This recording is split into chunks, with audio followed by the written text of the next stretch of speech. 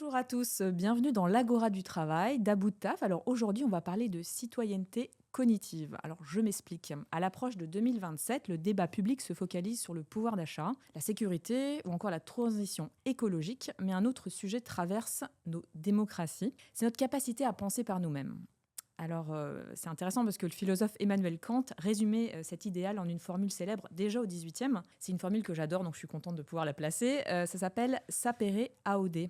Ose penser par toi-même. Alors aujourd'hui, cette injonction, elle prend une nouvelle dimension dans un monde qu'on peut qualifier de saturé d'informations, d'algorithmes et d'intelligence artificielle. Marie-Sophie Zambo, qui est à mes côtés, désigne en fait dans son dernier livre la citoyenneté cognitive comme la capacité à exercer son esprit critique face au flux d'informations. Car la citoyenneté ne se joue plus seulement dans l'isoloir, elle se joue aussi dans notre rapport aux technologies, dans la manière dont nous vérifions notre information et dont nous questionnons les résultats algorithmiques, mais aussi nos prises de décision. Alors pour en parler, je le disais, il y a Marie-Sophie Zambo qui est avec moi, qui est fondatrice de Rethink RH, passionnée de recrutement et spécialiste de l'impact des biais cognitifs sur l'IA. J'en profite pour présenter ton dernier ouvrage, mais tu vas nous en parler un peu plus tard. Et puis Dalal Bellout, qui est spécialiste RH, emploi et IA. Tu es élu engagé pour l'insertion des jeunes à Trappes. Tu es tête de liste de Trappes populaire pour les élections municipales de mars 2026. Et tu es aussi directrice d'un club d'entreprise socialement engagé en Seine-Saint-Denis. Merci beaucoup à toutes les deux d'être avec moi aujourd'hui. Je vais commencer par une question.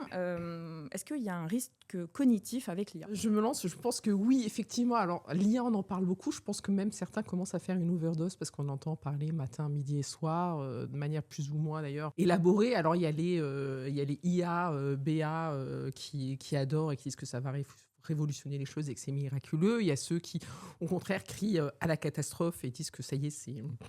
le monde court à sa perte, pour résumer. Et en fait, je pense qu'effectivement, il y a un risque, tout dépend de la manière dont on l'entreprend, on le met en œuvre et la gouvernance. Et voilà, petite anecdote, ça me fait penser à, en fait, le Phèdre, donc à Platon. Et à Et on ne va l'écriture. pas arrêter avec Voilà. les références philosophiques. Donc désolé, référence on adore, philosophique, on licence adore. de philo, voilà, Ouais. ça me vient et sur ces Tu sujets-là. es dans le en bon fait, podcast, je suis dans le bon Marie-Sophie, podcast. tu le sais. Voilà. Et en fait, c'est vrai que dès qu'on aborde ces sujets-là, je pense que assez naturellement, on en vient à la philosophie. Et donc, ça m'a fait penser justement au Phèdre, où en fait, on parlait de l'écriture à l'époque. Et il y avait deux personnes qui débattaient en disant que justement, l'écriture, c'était extraordinaire, c'était chouette, ça allait permettre d'extérioriser en fait tout ce qui était la mémoire. Et donc, on vantait les mérites. Et à contrario, en face, on disait oui, mais en fait, ça va plutôt extérioriser l'oubli. Parce que les êtres humains, ils vont se dire, j'ai plus besoin de retenir, parce que je vais pouvoir voilà, déléguer ça à l'écrit. Et donc, ils vont plus le retenir, et donc, ils vont plus forcément le comprendre, se l'approprier. Et donc, il va y avoir un vrai problème. Donc, on voit que ce sujet-là, en fait, là, on est en 2026, mais alors, c'est pas du tout nouveau. Et que là, aujourd'hui, oui, on en parle aussi avec l'IA, parce qu'on a eu avec l'écriture, on l'a eu éventuellement avec Internet, et on disait, au lieu de faire des vraies recherches documentaires, on a délégué la recherche d'infos à Google, avec l'effet Google qui fait que pas besoin de le retenir, parce que je peux le trouver. On appelait ça déjà à l'époque la dette Google, je crois. Il y avait Après, dans les biais, on a aussi parlé d'effet Google. Pas besoin de le retenir. Je sais que c'est en faisant quelques clics, je vais l'avoir à disposition. Et là, en fait, avec l'IA, on extériorise autre chose, on extériorise notre expression. En fait, la création d'images, la création de contenu, de textes, d'arguments. Donc oui, effectivement, pour moi, ça ne peut pas être neutre du tout. Et il va falloir s'interroger sur comment on l'utilise au quotidien et qu'est-ce qu'on met en œuvre. Mais voilà, pour dire, désolé pour la lisure un peu philo, mais pour dire qu'en fait, c'est quand même pas nouveau comme sujet. J'ai juste envie de dire que c'est un peu un pharmacone. Toi qui adore ce terme, tu vois, mais ça dépend de la manière dont on l'utilise. Voilà. Pharmacone, à la fois remède et poison. Exactement. On se connaît Bravo. avec Lord, elle connaît tous mes tics de langage. Donc j'avais prévu de ne pas le citer aujourd'hui. C'est comme sapere aude, j'adore cette expression. Et le pharmacone aussi, j'avoue, je le passe partout. Les gens doivent en avoir marre. Pardon Dalal, comment tu réagis par rapport à ce qu'a dit Marie-Sophie ? Tu es d'accord ? Tu veux compléter ? Pas d'accord ? Eh ben, je trouve qu'elle a totalement raison. Et puis, je vais compléter en disant qu'effectivement, il y a un vrai risque de fracture cognitive, et notamment chez les jeunes et les adolescents, qui vont prendre souvent pour argent comptant ce que va leur dire l'IA, parce qu'ils peuvent avoir un manque de confiance en eux, un manque de formation justement à l'utilisation des outils IA, que ce soit les LLM, que ce soit les algorithmes sur TikTok, on leur pousse des contenus, et ils auront du mal à se dire est-ce que ce contenu est vrai, est-ce que ce contenu est faux, pourquoi est-ce que tel et tel contenu va être recommandé, va être poussé, et du coup, sans réelle formation de ces utilisateurs-là, donc de ces jeunes, de ces adolescents par exemple, eh bien en fait, on se rend compte qu'ils vont prendre pour argent comptant ce que va dire ChatGPT, et ça peut créer les dangers qu'on connaît Bien sûr. après, avec les deepfakes notamment, où on va faire parler le président ou Obama et leur faire dire n'importe quoi, et que en fait on a du mal à discerner en fait ces fausses informations.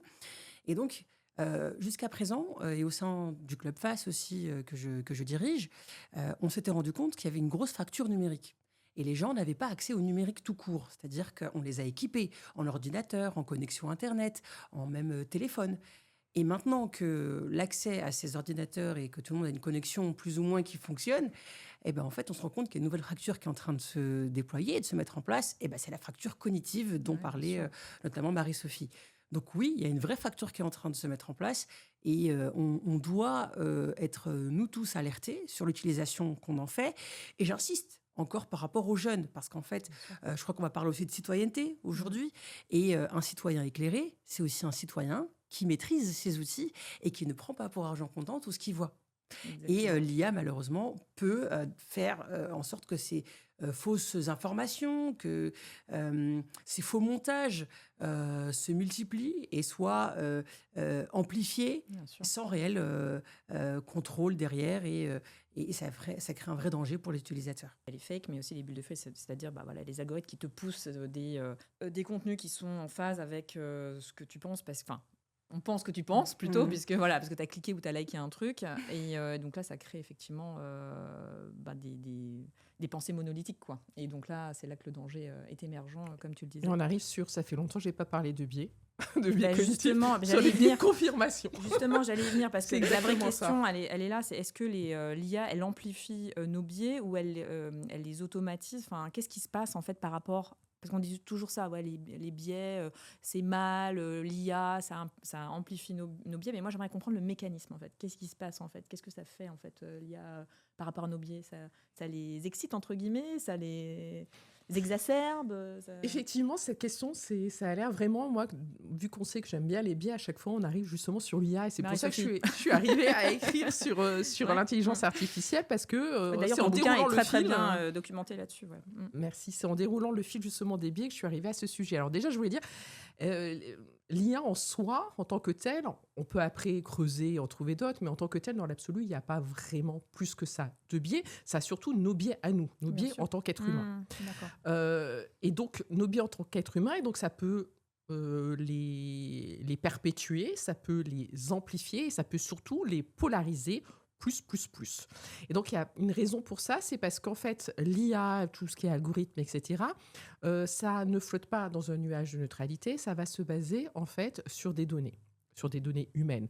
Et ce sont ces données humaines qui peuvent être, entre guillemets, déjà contaminées par des biais, par des stéréotypes, par des a priori, par des discriminations. Et donc, si on ne fait pas un travail pour dépolluer ces données, effectivement, ça va les reproduire et ça va amplifier les biais. Donc ça, c'est la première chose, c'est la qualité des données d'entraînement. On en entend parler de plus en plus. Et le second sujet, c'est que les algorithmes et l'IA, tout ça, ça descend pas comme ça du ciel, c'est développé par des êtres humains. Donc eux-mêmes, les êtres humains, quand ils codent et qu'ils développent tout ça, ils le font avec leur vision du monde, avec leurs a priori, leurs préjugés, leurs stéréotypes.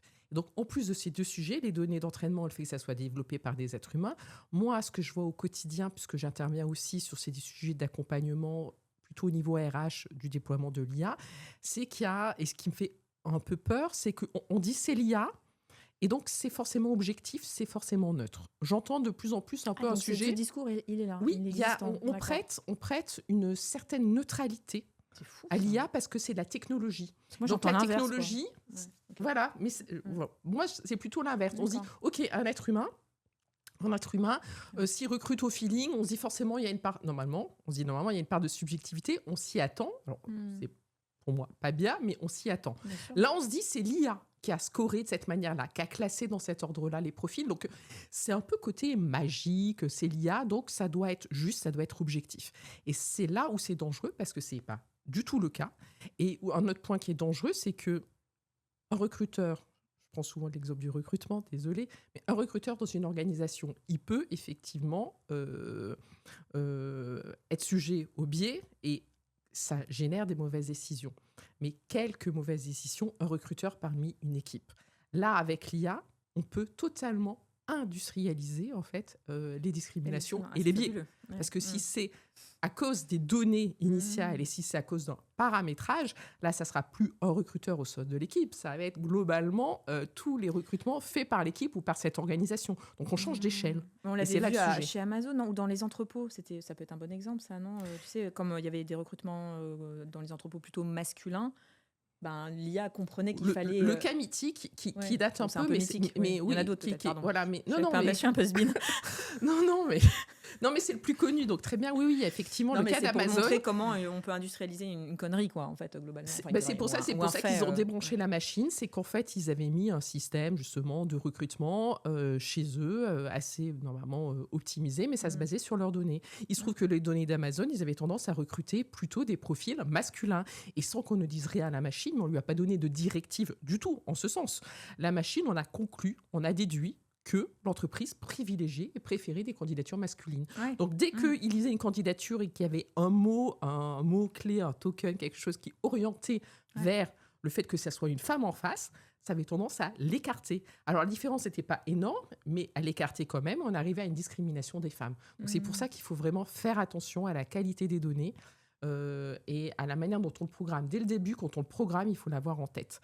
Parce que oui, l'IA n'a pas forcément de biais, mais elle va reproduire les nôtres et avoir les nôtres en version sous stéroïde, en fait, si on ne met pas en place des choses, parce que ça va vraiment à une échelle exacerber et industrialiser les choses. C'est ça le risque. Pas très rassurant. Non, c'est vraiment dystopique cette histoire, mais enfin, c'est la vie, il faut faire des constats vrais pour mettre des solutions. Et sur le terrain, est-ce que toi, tu vois cette autorité algorithmique, ce que j'appelle cette autorité algorithmique dans les associations dans lesquelles tu es, les gens que tu rencontres, Attrape, est-ce que il y a, on croit cette IA un peu comme un messie, enfin, je sais pas comment on va appeler ça, mais vraiment, c'est une autorité, c'est marrant. Tout ce que dit Marie-Sophie, c'est une réalité qu'on observe sur le terrain, que ce soit avec des habitants ou avec des entreprises que je peux accompagner aussi. En fait, ils vont utiliser massivement, par exemple, ChatGPT. Et quand on va leur soumettre une situation, avant même d'essayer déjà de réfléchir et de se dire qu'est-ce que c'est, comment je vais me renseigner sur tel ou tel sujet, ils vont tout de suite, et massivement sur ChatGPT d'ailleurs, soumettre l'idée en fait sur chat, et puis ensuite ils récupèrent en fait les informations et ils vont prendre comme une vérité vraie tout ce qui est décrit, et ils vont pas réussir à se poser les questions, de se dire d'où viennent les sources. Est-ce que les exemples qui sont cités, est-ce qu'ils sont vrais? Est-ce que les citations qu'on me donne, c'est des auteurs qui existent? Est-ce que les peintures qu'on me présente, c'est des peintures qui existent? Et moi, je le vois au quotidien. Je le vois au quotidien sur beaucoup de sujets, et notamment parfois des sujets gravissimes aussi. Là, aujourd'hui, l'usage qu'ils en font, ça peut être aussi un usage, on va dire, un peu aussi émotionnel. Ça peut être un usage aussi de santé, quand ils vont poser des questions sur un LLM. Et en fait, les réponses qu'on peut avoir, elles peuvent être fausses. Marie-Sophie en a parlé, il y a des hallucinations qui existent. Et en fait, l'IA va carrément vous créer quelque chose de totalement faux, mais qui semble tellement vrai qu'on ne peut qu'y croire. L'habillage, quoi. Tout à fait. Sauf si on est formé à se dire, OK, est-ce que j'ai assez d'esprit critique pour me dire, est-ce que c'est vrai ou est-ce que c'est pas vrai? Où est-ce que je vais trouver la bonne information? Et toutes ces hallucinations, elles créent justement du danger pour les utilisateurs. Et moi, je le retrouve beaucoup chez les jeunes. En tout cas, pour Trappes et la Seine-Saint-Denis où je travaille, il y a majoritairement des quartiers politiques de la ville, qu'on appelle QPV, avec une densité de jeunes très importante. À Trappes, on a 33 000 habitants, avec 50% d'habitants de moins de 29 ans. C'est une ville très, très, très jeune. Et c'est un vrai sujet que de maîtriser comment fonctionnent les algorithmes, que ce soit sur ChatGPT ou les LLM, que ce soit sur TikTok ou Snapchat, comment je me protège de ça quand les informations sont fausses. Et comment je ne tombe pas dans les bulles de filtre dont on parlait tout à l'heure. Par exemple, on a eu le cas d'un jeune qui avait des pensées suicidaires et qui, en fait, n'était pas aidé. par ni ChatGPT, ni TikTok, ni Snapchat, parce qu'il était tombé dans une bulle où en fait on lui recommandait que des contenus sur l'automutilation, sur la dépression, etc. Ça, sur TikTok, ça a été prouvé que par rapport à la science, le fait de faire ressortir un certain nombre de contenus, les contenus un peu suicidaires, hyper choquants, c'est ce qui ressortait dès que tu commençais à avoir à consulter des types j'ai plus les chiffres précis, mais alors, qui montrent à quel point, au bout de X temps de consultation ou de liens, ça nous rapporte. On parle, mais il y a déjà des premières études qui sont sorties pour montrer qu'il y avait une forme de dette cognitive qui se mettait en place à force d'utiliser l'IA de manière peut-être irréfléchie ou ils ont, à travers le MIT, ce que j'en ai compris, c'est qu'ils ont regardé un petit peu comment était fait l'utilisation de l'IA. Est-ce qu'on faisait, par exemple, une recherche directement dans l'IA avant de réfléchir sur une problématique ? C'est une étude où, en fait, on a demandé à des étudiants d'écrire un texte assez court, mais argumenté. Pas un texte qui soit une synthèse de quelque chose, mais qui soit vraiment avec une prise de position, avec des arguments, avec une logique un peu crescendo, voilà, quelque chose d'assez structuré. Et il y avait 3 équipes. Et donc, il y avait une équipe qui faisait à l'ancienne, à la mano, je réfléchis juste avec mon cerveau et j'écris. Il y avait une équipe qui avait juste le droit d'utiliser Internet, les moteurs de recherche, etc. Et puis une autre qui, elle, n'avait que l'IA générative, globalement ChatGPT ou une IA générative. Et on s'est aperçu à la fin, en regardant la production, mais surtout en analysant en même temps les zones cérébrales, comment ça s'activait, etc., que les personnes qui avaient recours uniquement à l'IA générative avaient beaucoup moins activé de zones cérébrales versus les autres, mais comme beaucoup moins, l'amplitude cognitive a baissé de 55%. Et c'est les zones qui touchent la mémoire et le raisonnement tout particulièrement qui ont été impactées. Et ce qui est aussi, pour moi, pas forcément surprenant, mais là, on parlait de danger depuis le début, c'est que la plupart des personnes qui avaient utilisé l'IA générative étaient totalement incapables de même citer une seule phrase entière de ce qu'ils ont pu écrire.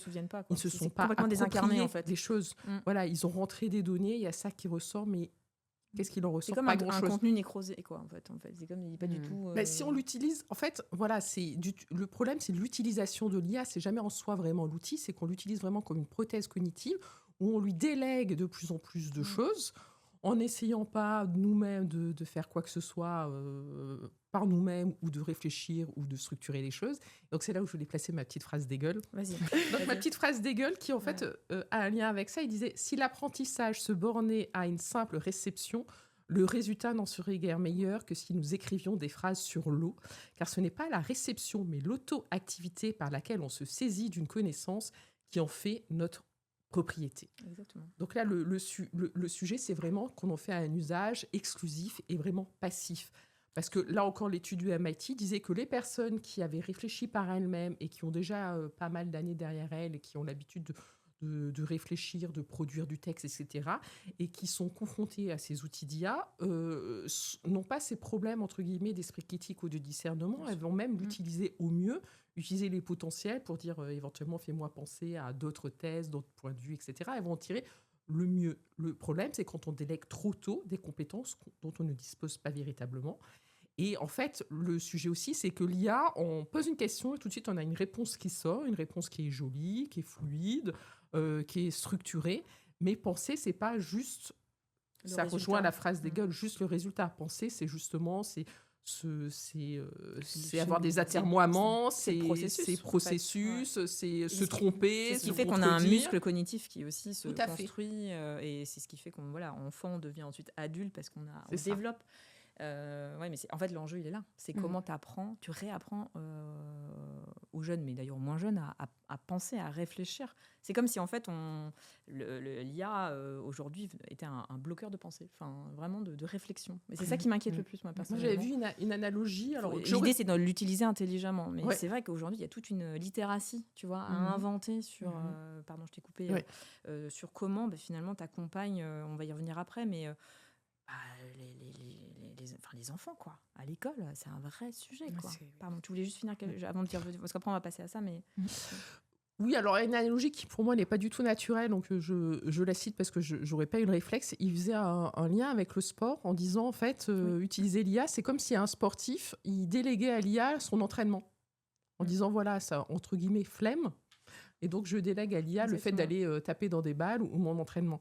Et ben, pour des étudiants, tout particulièrement des jeunes, ce que disait Dalal en insistant vraiment sur les jeunes et les personnes qui ne disposent pas encore de tout ce corpus de compétences, si très jeunes, on délègue, on pose une question et on le prend comme ça et on ne le challenge pas, là, effectivement, c'est comme si un sportif, il délègue et donc enfin, on ne va pas apprendre, on ne va pas progresser et globalement, ça sert à peu près à rien, il ne restera rien. Et l'école, aujourd'hui, elle ne forme pas encore à cet esprit critique où il y a déjà des... Enfin, j'ai entendu parler de certains cours pour apprendre à utiliser les IA auprès des jeunes.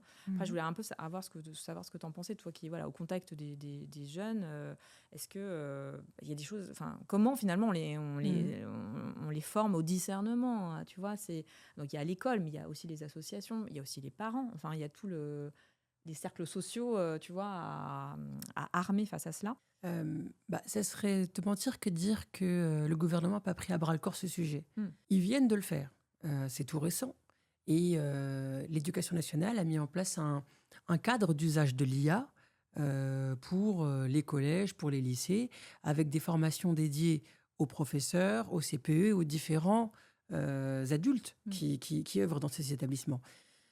Mais te dire que c'est complet et que c'est suffisant, ce serait faux. C'est pas suffisant. C'est pas suffisant parce qu'en fait, ça intervient très tard. Ces programmes, ils sont destinés déjà aux lycéens ou en fin de collège. Le problème, c'est que l'Arcom, qui est un peu le gendarme des médias et de l'information, nous dit que 44% des enfants de moins de 13 ans ont déjà eu accès à des algorithmes d'IA, à des TikTok, à des Snapchat, à des ChatGPT, etc. Donc, ça démarre très, très tôt. Donc, il y a des dispositifs qui existent. Et d'ailleurs, ils ne sont pas assez orientés sur la prévention, ils sont plus orientés sur l'utilisation. Et en fait, comme l'a dit aussi Marie-Sophie, c'est un sujet qu'il faut prendre à bras-le-corps, même dès la maternelle. Et j'imagine mes filles. Et pourquoi dès la maternelle? Parce qu'ils peuvent être exposés à des dessins animés, mais qui sont faux, à des images, mais qui sont fausses. Et même dès l'enfance, on est exposé à ces écrans. On est exposé aux écrans dans la rue, on est exposé aux écrans chez soi, parce que ça dépend aussi de la culture numérique des parents. Il y a des enfants aujourd'hui qui passent leur journée à regarder YouTube. Mais déjà dans Netflix aussi, c'est des algorithmes. Ou Netflix. On l'oublie, mais et tout à fait. Quand on te propose Bisounours ou Peppa Pig, c'est déjà un choix. C'est déjà un choix. Je n'ai pas cette culture. Bravo, je suis époustouflée. C'est déjà un choix algorithmique. Tu veux bien me dire par rapport à Peppa Pig. Non, mais... Voilà, tout à fait. Non, mais je rigole, mais c'est vrai que déjà, on te pousse des contenus. On te pousse des contenus. Donc déjà, l'enfant de 3 ans, il est déjà dans sa bulle de filtre dont on parlait tout à l'heure. Et l'enfant de 3 ans, c'est pas pareil quand on lui met que du Peppa Pig ou quand on lui met un peu de C'est pas sorcier. Alors moi, je suis un peu vieille, mais quand on lui met des contenus éducatifs, j'aime beaucoup. Là, ça me parle davantage. Ça me parle aussi. Ils ont fait une nouvelle version avec des nouveaux animateurs, c'est bien aussi. Tout à fait. Et c'est pas pareil que si on lui pousse des contenus éducatifs pour apprendre à lire ou à compter, ou des contenus qui sont que des dessins animés, où en plus les images générées sont fausses. Donc les bulles de filtre, elles se créent dès cet âge-là. Et il y a un vrai enjeu, même au niveau de la publicité, c'est la capture de l'attention. Tout ce pan économique, il est basé sur la capture de l'attention, un peu comme nous. Voilà. Un peu comme, je crois que c'était un grand fondateur de TF1 qui disait que moi, mon rôle, c'est de vendre des tranches... des bouteilles de coca. Des bouteilles de coca, mais du coup... des espaces de cerveau libre. Voilà, des espaces de cerveau libre. Tout ça, on s'est compris. Et voilà, et là, c'est exactement ça. Il y a une bagarre de l'attention.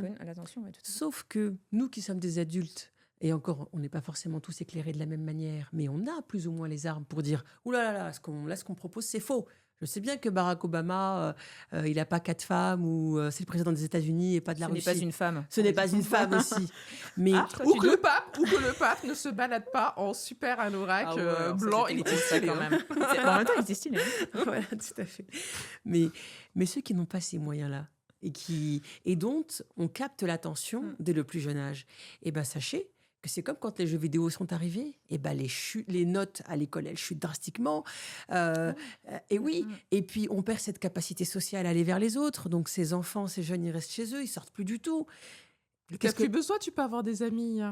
Voilà, tu as des amis bouclés. Mais qui te disent que tu es magnifique, que tu es super. C'est super quand c'est comme ça t'en donne confiance en toi. Mais quand tu vas pas bien et que tu leur dis que tu vas mal, tous les jours, ils te disent « mais tu devrais te suicider ». Ouais, exactement. Et ce que je vous décris, c'est un cas réel, notamment en Grande-Bretagne, un adolescent qui s'est suicidé parce que son IA lui a dit de le faire. Il faut qu'on préserve nos enfants et notre jeunesse et les générations à venir, qu'on préserve leur attention. Et comme vous l'avez bien dit, comme l'a bien dit Marie-Sophie, il faut préserver leur esprit critique, qu'ils puissent construire. C'est-à-dire que quand on va directement sur chat et qu'on n'a pas pris le temps de réfléchir et de se dire, OK, qu'est-ce que c'est? Quel cheminement je vais faire? On ne construit pas les constructions neuronales dont Bien on a sûr. besoin pour être un adulte éclairé. Alors, qu'est-ce qu'on laisse à notre jeunesse? Qu'est-ce qu'on laisse à nos enfants si dès aujourd'hui, on ne réglemente pas et on ne cadre pas cela? Bien sûr. Donc là, c'est la maman aussi qui vous dit ça. C'est l'élu et c'est la directrice du Club Face. Parce qu'on le fait, nous. On a introduit... Justement, j'allais venir dans le face. Comment tu introduis ça ce type d'accompagnement? Parce que c'est peut-être nous rappeler la vocation de face. De face, et comment, du coup, voilà, tu accompagnes ce type de problématique. Ça pourrait être intéressant. Oui, tout à fait. Alors, chez FACE, donc, c'est la Fondation Agir contre l'exclusion. On a un club d'entreprise et on va agir pour les publics les plus éloignés de l'emploi, pour la jeunesse, dans les collèges et les lycées, et majoritairement dans des zones prioritaires. Et du coup, ce qu'on a mis en place depuis cette année, c'est des ateliers de prévention, notamment sur l'IA, sur l'utilisation de l'IA, avec notamment ce que c'est que les deepfakes, ce que c'est que les bulles de filtre, comment je fais un prompt qui m'aide à faire une bonne rédaction de géo et je vais vérifier toutes les sources que j'ai. Et surtout, on essaie de les ancrer dans le réel. On essaie de remettre du réel en place parce que la meilleure manière de lutter contre justement toutes ces fake news et toute cette spirale qui embarque en fait les jeunes dans des fausses informations, c'est de les réancrer dans le réel et de retourner, parler avec des gens, voir des personnes qui viennent nous faire des témoignages, des spécialistes de l'IA qui viennent dans les écoles, dans les collèges. Comment ils réagissent les jeunes, quand je dis pas, je pense qu'on a vieilles quand je dis ça, mais les adolescents, du coup, voilà.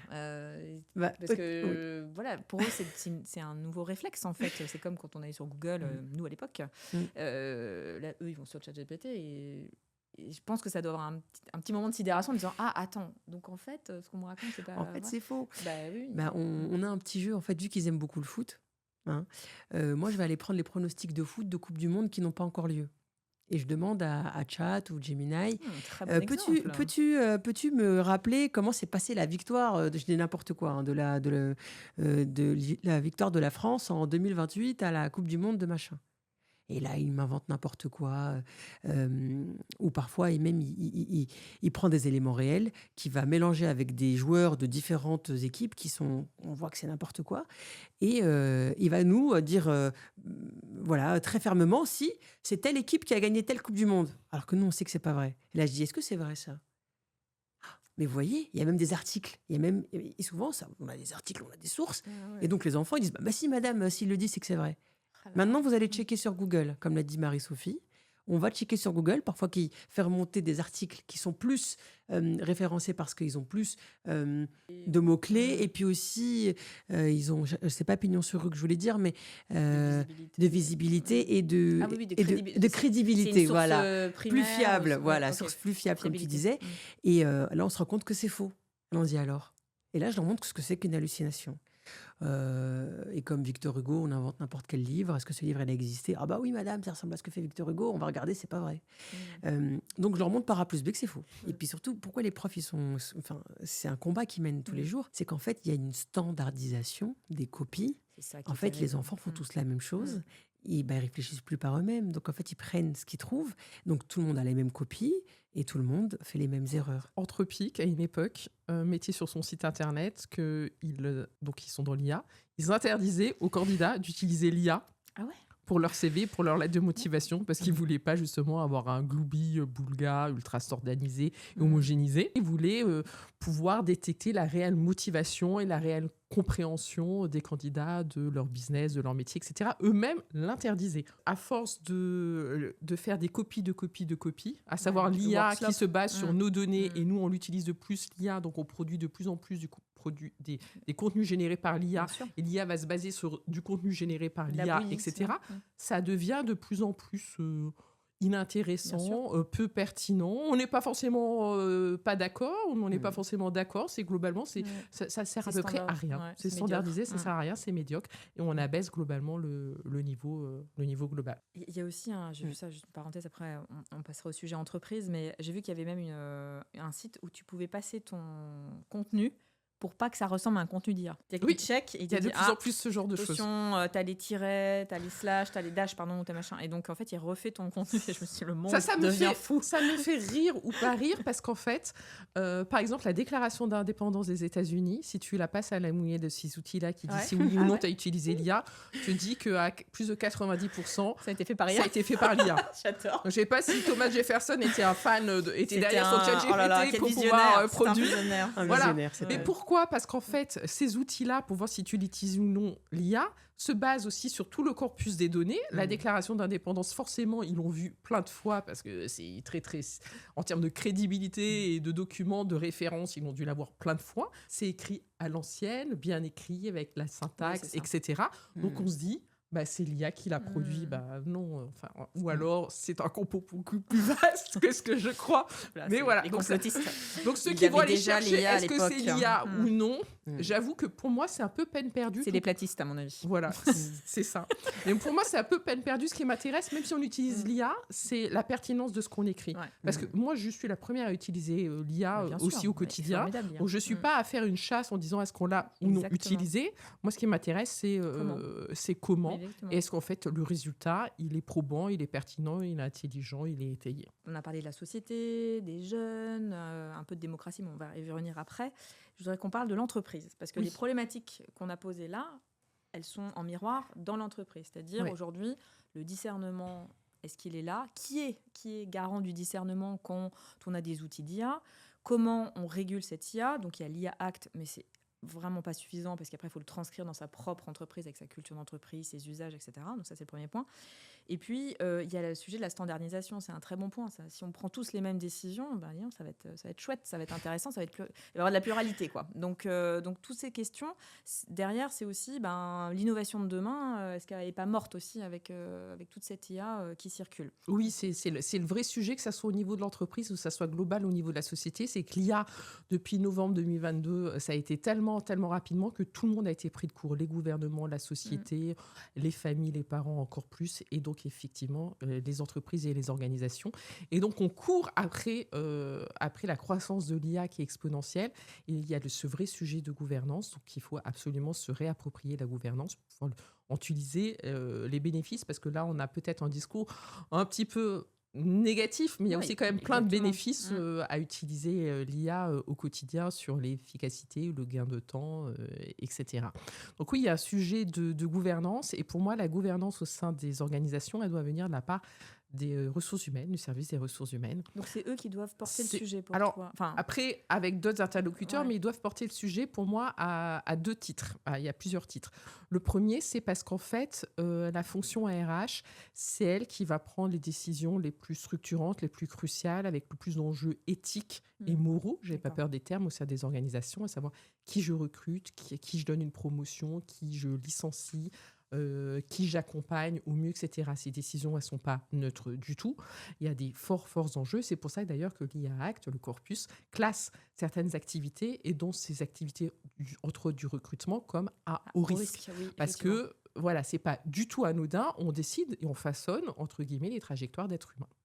Donc, à ce premier titre, les décisions, elles sont tellement importantes que les RH, ils doivent être au fait de tout ça et connaître l'impact de leurs décisions et de quand ils utilisent un outil, ce que ça peut donner. Et le second sujet, c'est que les RH, c'est un peu la vigie au sein des organisations. Donc, c'est eux qui sont responsables aussi du développement des compétences de leurs collaborateurs, de veiller qu'ils soient formés, qu'ils ne soient pas trop dépassés, et de veiller aussi à ce que l'organisation en elle-même, elle ne perde pas les compétences stratégiques dont elle a besoin pour pouvoir être performante. Donc, à double titre, les RH, ça doit jouer le rôle d'une vigie, mais en collaboration avec la direction générale, évidemment, si on n'a pas le sponsorship de la DG, ça ne sert à rien, et avec la DSI, parce qu'il y a une part sur les outils de déploiement et de choses un peu techniques et technologiques, évidemment. Et donc, il y a un premier aspect qui est d'être conforme, et donc là, on va aller sur le RGPD, sur l'IA Act, qui a été un peu décalé, le Data Act, etc., avec le fameux Human in the Loop. Donc forcément, il faut qu'il y ait un humain. Oui, c'est ça. Donc en gros, pour résumer, c'est que Human in the Loop, c'est l'IA ne décide jamais. Il n'a jamais de dernier mot. Ça veut dire que sur tous ces sujets, tout particulièrement jugés à haut risque, comme le recrutement, on ne peut pas déléguer totalement la responsabilité et le choix final à un outil. Comment on surveille ça ? Ça reste un outil. C'est ça où, par moment, il y a des choses de l'IA Act, je dois bien dire, qui restent des vœux pieux. Le Human in the Loop ou l'explicabilité, parce qu'aujourd'hui, on n'est pas tout à fait en mesure de pouvoir expliquer toutes les décisions prises par l'IA. Donc là, je me rabats derrière, parce que moi, ça dépasse un peu mon sujet, moi, de ma maîtrise. Mais j'ai coécrit ce livre avec Boussa Dadat, qui est à la tête d'un laboratoire d'intelligence artificielle. Et justement, sur l'explicabilité, il me disait, voilà, c'est bien, c'est joli, c'est un vœu pieux. Aujourd'hui, est-ce qu'on est vraiment en mesure à chaque fois d'expliquer comment la machine, comment l'algorithme est arrivé à tel ou tel résultat ? Sur toutes les trajectoires de décision. Sur les arbres décisionnels, il faut réfléchir tout le début. Courage. Donc, c'est pour ça que c'est éventuellement facile à dire, beaucoup plus difficile à faire. Mais il y a ce sujet quand même de Human in the Loop. Mais attention, il ne faut pas que ça soit un humain décoratif ou juste pour pouvoir tamponner un document en disant il y a eu un être humain. Voilà. Il faut qu'il y ait un être humain qui soit vraiment capable de comprendre. Et ça, je voulais éventuellement passer ce message aujourd'hui, surtout au niveau RH. Il ne faut pas se dire j'ai choisi tel outil, c'est le problème de l'éditeur. Moi, je ne sais pas trop comment ça fonctionne. J'entends parce qu'en fait, en plus, on a un métier qui est tellement riche avec tellement de choses à faire. Mais aujourd'hui, la responsabilité, elle est partagée entre l'éditeur et l'entreprise utilisatrice. Donc moi, RH, j'utilise cet outil. Il faut que j'ouvre le capot, je mette les mains dans le cambouis, je comprenne aussi comment ça fonctionne, comment j'arrive à cette décision et comment éventuellement, à un moment, appuyer sur pause et dire là, je veux descendre, non, je veux faire une pause, je veux arrêter parce que je suis éventuellement perdue et ça a un impact sur je recrute ou non cette personne, je lui donne une chance, je lui donne une promotion. Donc, pause. Système 2 analytique à la Daniel Kahneman pour bien placé pour réfléchir. Voilà. Donc il y a ce côté réglementaire que je voulais dire, conformité, qui est pas suffisant. Et puis il y avait autre chose, c'est pour ça que je voulais en parler aussi sur les RH, c'est que beaucoup plus large, et pour ça que j'adore ce sujet, c'est que c'est pas parce que l'intelligence artificielle peut faire certaines choses, qu'on peut lui déléguer certaines fonctions et qu'elle le fera bien, qu'il faut le faire. Donc là, il y a la question morale et éthique, c'est ça ? Voilà, donc ça, c'est un sujet qui, pour moi, est purement aussi de gouvernance, côté RH en lien avec les autres entités, et de dire, effectivement, l'IA, elle serait peut-être super bonne là-dessus, elle saurait le faire, mais est-ce que je veux lui confier cette mission ? Parce que ça veut dire que alors les personnes chez moi, en interne, vont perdre l'habitude de le faire, les savoir-faire vont s'éroder, et que je ne pourrai plus justifier éventuellement auprès d'un candidat ou d'un collaborateur que c'est un humain qui a pris la décision et ça risque davantage de me porter préjudice que d'améliorer la décision en utilisant l'IA. Il y a aussi le sujet social. C'est-à-dire que si tu décides de déléguer certaines tâches, tu as moins besoin d'humains, en fait. Oui, mais là, on va te dire que tu vas pouvoir prendre ce temps et te reconcentrer sur les missions essentielles. Le paradoxe de l'accélération du temps d'Armut Rosa, voilà. On sait que ça passe simple. Voilà. Mais c'est vrai qu'il y a un vrai sujet... Est-ce que je me tourne vers toi, est-ce qu'il y a parce que tu travailles aussi en RH et notamment chez un éditeur de logiciels RH, c'est ça, je me trompe pas ? Oui, j'étais ambassadrice du Lab DR et j'ai accompagné pendant des années des entreprises et qui déploient des projets RH, des projets IA, effectivement. Et du coup, qu'est-ce que tu vois, toi, par rapport aux enjeux IA, RH dans les entreprises ? Est-ce que il y a une caisse de résonance, enfin, il y a une résonance plutôt avec ce que dit Marie-Sophie ? Elle a tout dit, donc je vais rentrer chez moi. Non, c'est intéressant parce que les problématiques, il y a les problématiques managériales aussi, je pense qu'ils sont... Ah, mais c'est très vaste. Oui, j'ai essayé de laisser un peu de temps de parole à Dalal. Non, mais alors, je sais que je suis bavarde. Mais moi, j'étais... Bravo. En tout cas, j'adhère à tout ce que tu dis, Marie-Sophie. Elle a tout à fait raison. Et pour compléter, l'article 4 de l'IA Act pose quand même certaines règles. Tout à l'heure, tu parlais de l'IA literacy, donc ce qu'on pourrait décrire comme étant la culture, la formation. Et il y a une obligation, c'est une obligation légale de formation de tous ceux qui touchent de près ou de loin l'IA, que ce soit la direction des ressources humaines, que ce soit les managers opérationnels, que ce soit les salariés, que ce soit des agents d'une mairie. Si vous décidez de mettre D'accord. le plus petit outil IA, allez, admettons qu'on fasse un chatbot maison pour qu'il puisse retrouver des éléments techniques sur tel ou tel projet, il faut former tous les collaborateurs qui auront accès à cette IA. C'est obligatoire. Ils doivent comprendre comment ça fonctionne. Ils doivent connaître les biais, les limites, les dangers, le cadre d'utilisation. C'est obligatoire. C'est obligatoire. Donc déjà, ça, il y a beaucoup d'entreprises qui se mettent dans l'illégalité totale. Quand ils déploient des services, des outils IA, sans cette formation, et j'irai encore plus loin, sans concertation avec les délégués du personnel. Mais ce qu'il faut savoir, c'est qu'en fait, l'introduction des outils IA change les méthodes de travail, change les missions, change les périmètres. Alors que quand on change le périmètre d'un collaborateur, on change une condition substantielle de son contrat de travail. Donc, en fait, tu changes son métier. Et ça crée, on en a beaucoup parlé, du stress émotionnel, du stress au niveau organisation. Et je rejoins parfaitement, complètement Marie-Sophie quand elle dit que les ressources humaines ne doivent pas être seulement la courroie de transmission des outils IA, on achète, on applique. Elles doivent en être le garde-fou. C'est important, c'est au RH de gérer ça. On a vu à quel point les RH étaient importantes pendant la période Covid. Et bien là, je peux vous dire qu'avec la bulle de l'IA, les RH sont encore plus importants qu'avant. C'est le garde-fou. Et aussi, on en a parlé un peu, l'impact sociétal et social. Tous ces métiers qu'on est en train de détruire parce qu'on arrive à automatiser certaines tâches, parce qu'on a décidé de le faire, peut-être pour des raisons économiques, pour faire plus de profit. Il faut le dire aussi, hein, pour aller dans le sens du vent, et parce qu'il y a toutes les entreprises qui sont en train d'automatiser certaines tâches, parce qu'on a décidé de le faire. Et qu'est-ce qu'on fait de toutes ces personnes qui faisaient ces tâches automatiques ? C'est un vrai sujet de société. Qu'est-ce qu'on fait de ces personnes-là ? Alors, Marie-Sophie en a parlé, il y a beaucoup de métiers qui vont être créés grâce à l'IA, grâce à la data. Mais est-ce qu'on va tous travailler dans l'IA une fois qu'on aura tout automatisé ? Eh bien, je ne pense pas. Donc, en fait, c'est important dès maintenant, réfléchir aux métiers de demain, aux métiers dans l'IA, la data, aux métiers de la transition écologique, aux métiers nouveaux qui vont apparaître, parce que notre modèle de société est basé sur le travail. Donc, pas de revenu universel. Ça peut être une des solutions. On le lit de plus en plus justement dans la littérature sur l'IA en disant que si on automatise au maximum, il y en a qui disent qu'éventuellement, effectivement, c'est la solution. On parle pas mal. Mais... Ça pourrait être une des solutions, ou former les gens vers d'autres métiers qui seraient plus utiles pour la société, recentrés sur l'humain, parce qu'on en a besoin, recentrés sur les métiers essentiels, les métiers qui prennent soin des jeunes, des seniors, des malades, des métiers utiles, peut-être. Mais c'est vrai qu'à chaque fois qu'il y a eu une nouvelle innovation technologique forte, et Dieu sait que là, on est, je pense, peut-être au paroxysme, mais il y avait la notion de Schumpeter et de dire, OK, on va détruire, on va détruire des postes, mais pour en créer davantage. Et là, il y a quand même de plus en plus de personnes, moi je ne suis pas au niveau, d'économistes ou d'autres personnes qui disent que là, il y a un peu plus de doutes. Éric Sadin défend cette thèse. Il dit que c'est la fin. Ils disent qu'éventuellement, c'est la fin de cette théorie. Normalement, il y avait le déversement de Sauvy, c'est-à-dire qu'à un moment donné, il y avait le primaire vers le secondaire en termes de secteur, puis le tertiaire, puis là... Il n'y a pas de quaternaire. Si, il y a un quaternaire qui est en train d'être pensé, sache-le. Jérémy Lamry en a écrit un bouquin là-dessus, et c'est assez intéressant. Et justement, ça rejoint ce que tu dis, c'est des métiers d'utilité qui sortent un peu du champ économique et de la logique de marché. Et donc là, des métiers effectivement de soutien, utiles à la société.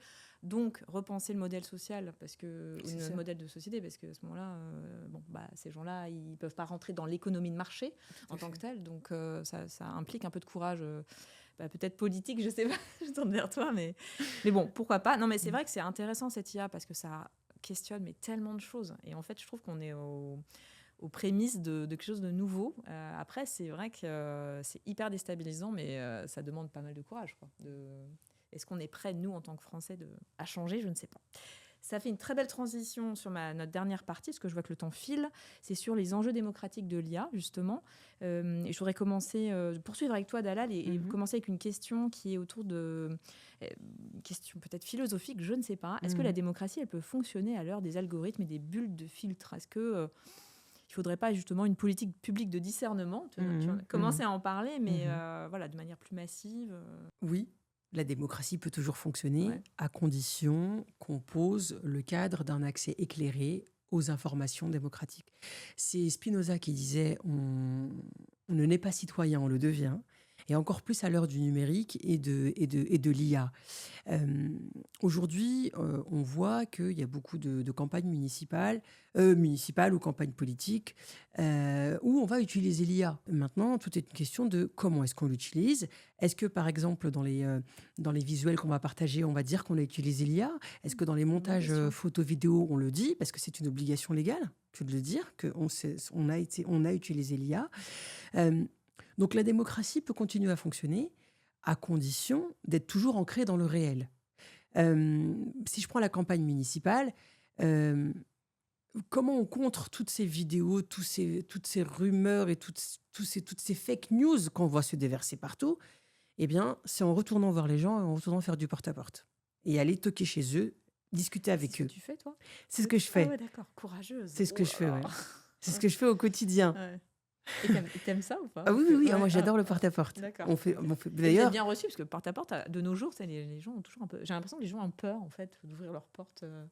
J'en fais partie aussi. Hein, Je suis la première qui m'interrogerait en me disant est-ce que j'ouvre ou pas. Donc, à ne pas ouvrir. Mais c'est vrai que c'est particulier comme méthode. Oui, tout à fait. Tu poses la question aujourd'hui où on est vraiment dans quelque chose de très. Pas sécuritaire, mais on est quand même, on a envie d'un peu plus dans la peur maintenant, je trouve. Et donc, mais donc c'est intéressant. Donc il faut y aller, quoi. Okay. Ah, faut y aller. Faut y aller parce qu'il faut remettre du réel. Ouais. Au bout d'un moment, de la connexion, peut-être. Et de la connexion. Au bout d'un moment, pour casser en fait toute cette spirale de fake news, de mensonges, de rumeurs qui peuvent être générées par de l'IA, parce que les algorithmes poussent aussi ces contenus qui vont devenir de plus en plus viraux, où on voit, je sais pas moi. Une élue qui va être dénudée. Enfin, il y a des faux montages qui circulent. Et du coup, c'est poussé par l'algorithme parce que les gens vont cliquer. Et si on les laisse dans cette bulle-là, c'est difficile de les en sortir, sauf si on va toquer chez eux et si on va discuter avec eux et qu'on leur dit, mais en fait, voilà, la candidate, elle est là, par exemple. Ou c'est pas vrai, on va vous prouver comment, et on parle avec eux. En fait, il faut remettre du réel. Il faut remettre du réel, du porte-à-porte, de l'échange avec les gens directement. Et former aussi. Former, parce que on ne peut pas être un citoyen éclairé si on ne sait pas ce qu'on lit et si on ne sait pas, si on ne comprend pas d'où ça vient. Et même dans le choix du vote. Si sur TikTok, allez, je prends encore TikTok parce qu'aujourd'hui, vous savez qu'à partir de 18 ans, avant, il fallait faire l'effort d'aller s'inscrire sur les listes électorales. Maintenant, c'est automatique. D'accord. Donc, dès 18 ans, tu t'inscris sur les listes. Et en général, quand tu as 18 ans, tu as TikTok. Allez, si on prend l'exemple de TikTok, il suffit que tu aies regardé un seul contenu une fois de telle campagne, de tel candidat, pour qu'on t'en bombarde, on t'en bombarde. Bon, après, du coup, voilà, ton cerveau est lavé, en fait, en gros, et tu n'as pas cette capacité de discernement de te dire, en fait, attention, la bulle m'envoie que ça, mais ça, c'est mon monde à moi. Et là où la société peut être... on peut voir des populations qui s'opposent et qui ne se comprennent plus, c'est quand chacun vit dans son monde à lui. Et le fait qu'il y ait ces bulles de filtre et ces algorithmes qui poussent que certains contenus, ça crée des mondes individuels. Et les gens ne se rencontrent plus, ne se comprennent plus. Par exemple, quoi, le fameux. Tout à fait. Par exemple, si je prends le cas de certaines militantes féministes, elles ont que des contenus là-dessus, même si elles veulent voir autre chose. On leur met que ça. On ne peut pas voir autre chose. Du coup, on est dedans tout le temps. Par exemple, parce que l'algorithme a identifié que toi, ta cause, c'était ça, bien sûr. Par exemple. Tout à fait. Et après, on n'arrive plus à s'entendre avec les autres, parce que l'autre, ça va être autre chose. Ça va être d'autres tendances ou d'autres sujets. Et du coup, comment est-ce qu'on refait corps? Comment est-ce qu'on refait société? Donc, moi, je pense que la démocratie ne peut être que plus forte avec tous ces outils, à condition qu'on les utilise bien. Et il y a deux exemples qui me viennent en tête. Même trois. Il y a en Roumanie en 2024, ils ont annulé l'élection présidentielle parce qu'il y avait une campagne massive de désinformation, d'ingérence étrangère sur TikTok. Donc ils ont carrément annulé, la Cour institutionnelle roumaine a annulé l'élection présidentielle. Et ils repartent aux urnes là avec un dispositif cadré d'identification des fake news, etc. Il y a aussi en Albanie où ils ont mis une agent IA ministre de lutte anti-corruption. Je crois qu'elle s'appelle Delia. Je regarde Marie-Sophie, c'est ça. Et donc cette ministre Delia de l'IA, c'est un agent IA. Et il y a aussi, là récemment j'ai vu... Et ça c'est bien ou pas bien? Écoutez, moi je pense que ça... Non, mais je me pose la question. Non, écoutez, ça peut être intéressant. Oui, si elle est bien à condition... programmée, c'est pas le bon terme, c'est un truc à l'ancienne, mais exactement. bien, si elle est formée, quoi, on va dire ça comme ça. Tout à fait. Si Entraînée. en fait les données sur lesquelles elle s'entraîne, elles chose. sont exhaustives, elles sont pas biaisées, comme l'a bien expliqué Marie-Sophie, elles sont de qualité, elles représentent un rag. bien... Voilà. Si le rag est de qualité. C'est ça, tout à fait. Si le machine learning qui est fait sur toutes ces données est éthique et n'est pas biaisé, n'est pas paresseux aussi, disons-le, alors oui, ça peut être, si c'est bien encadré, ça peut être qu'un plus. On revient en pharmacone, quoi. Voilà, tout à fait. Mais si ce n'est pas le cas, je peux vous dire qu'elle va prendre rapidement des décisions qui sont contre-intuitives et qui vont aller contre l'intérêt général. Je pense aussi à l'IA qu'ils ont mis totalement libre sur tous les forums de discussion, qui est devenue nazie en quelques heures. C'est laquelle? C'est quoi ça? C'était il y a quelques années. Ils avaient mis en accès libre en fait une IA, un chatbot conversationnel. C'était aux prémices il y a quelques années. Et en fait, à force de discuter avec tout le monde sur les réseaux, etc., elle est devenue nazie en quelques heures. Et donc elle, cette histoire. Tout à fait. Et elle ressortait. Qui a mis ça en place? Je retrouverai, mais je crois que c'était une IA libre qu'ils ont mis et elle est devenue. Donc elle a été totalement xénophobe en quelques... Voilà. Donc il faut bien contrôler en fait. C'est intéressant qu'elle devienne xénophobe en quelques... en quelques heures. Ça veut dire, tu reviens, c'est un peu le miroir de nous-mêmes, c'est quand même intéressant. C'est totalement ça, l'IA. Tu vois, qui font le lien avec Narcisse en disant tout comme ceux qui, pour les petites amies, etc., parlent avec l'IA. Société quand même. En fait, ils parlent avec le miroir d'eux-mêmes et à côté Narcisse. Et on arrive à ça parce qu'en fait, c'est le reflet aussi de tout ce qu'on peut trouver sympathique ou moins sympathique sur les réseaux sociaux. Et je suppose aussi que quand il y a des choses comme ça, il y a des personnes qui s'amusent assez rapidement en injectant des mots-clés ou des idées à à montrer comment... Une haute intensité de travail, alors, parce qu'ils ont ça à faire. Mais tu as toujours des personnes qui vont s'amuser éventuellement à ça, tout comme ils vont s'amuser avec l'IA à lui faire dire des choses ou faire des choses qu'il n'est pas en mesure de faire, parce que normalement, tu as un code aussi. Et en fait, tu vois que tu peux forcer avec un argument d'autorité en mettant quelqu'un de connu, en le citant, etc., à ce qu'il t'insulte ou à faire des choses que normalement, il n'a pas le droit de le faire. Dans son programme, il n'a pas le droit de le faire. Il y a carrément cette année une candidate IA c'est en Colombie, elle s'appelle Guyana, et en fait elle défend l'environnement, elle défend le droit des peuples indigènes de Colombie, et c'est une candidate et qu'on voit partout avec des vidéos, etc. Elle est candidate aux législatives en Colombie. Elles ont que des noms en A. Oui, ça je sais pas pourquoi. De biais là, ça veut dire. Tout à fait. Il paraît que ça fait plus aux hommes. Ah là là, au secours. Moi j'ai pas de chance, Marie-Sophie, mes parents n'ont rien compris. Moi aussi, c'est incompréhensible mon prénom. Il reste quelques minutes. Je voudrais juste qu'on termine peut-être sur le rôle de l'entreprise par rapport à tous ces sujets un peu de démocratie, de citoyenneté et de citoyenneté cognitive. Est-ce que l'entreprise elle a un rôle civique par rapport à ça? Est-ce que remettre un peu de citoyenneté et de citoyenneté cognitive dans l'entreprise, c'est un truc qui est jouable, qui est possible, qui est souhaitable? Je vais aller vite parce que je pense que Dalal est peut-être plus pertinente sur ce sujet. De prime abord, j'avais une vision plutôt à la Friedman, à savoir que une entreprise privée, son rôle est plutôt de produire des produits et des services pour maximiser son profit et qu'elle s'inscrit certes dans un environnement global, dans une démocratie, mais c'est cet environnement global et de la démocratie qui doit avoir en fait des lois, des règles, un cadre, ce qui fait qu'elle peut exercer là-dedans et qu'elle n'a pas à se préoccuper d'autre chose. Et il se trouve que ça a été en vigueur pendant pas mal de temps, que ces dernières années,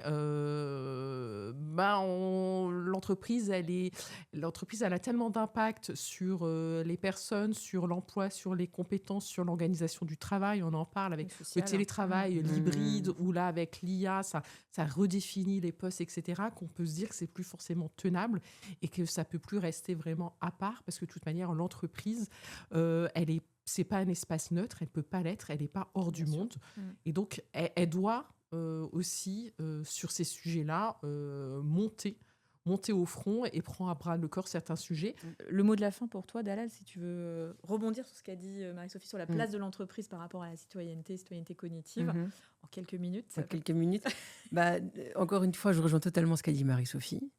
À la fois en entreprise, dans les écoles, dans les lycées, dans les familles, il faut qu'on parvienne à mettre une politique publique de formation au discernement numérique et à l'IA, pour que dès le plus jeune âge, les enfants aient vraiment les clés pour comprendre ce qu'ils voient et qu'ils ne soient plus victimes, captifs de ces systèmes qui vont capter leur attention et qui comprennent en fait ce qu'ils sont en train de lire et ce qu'ils vivent.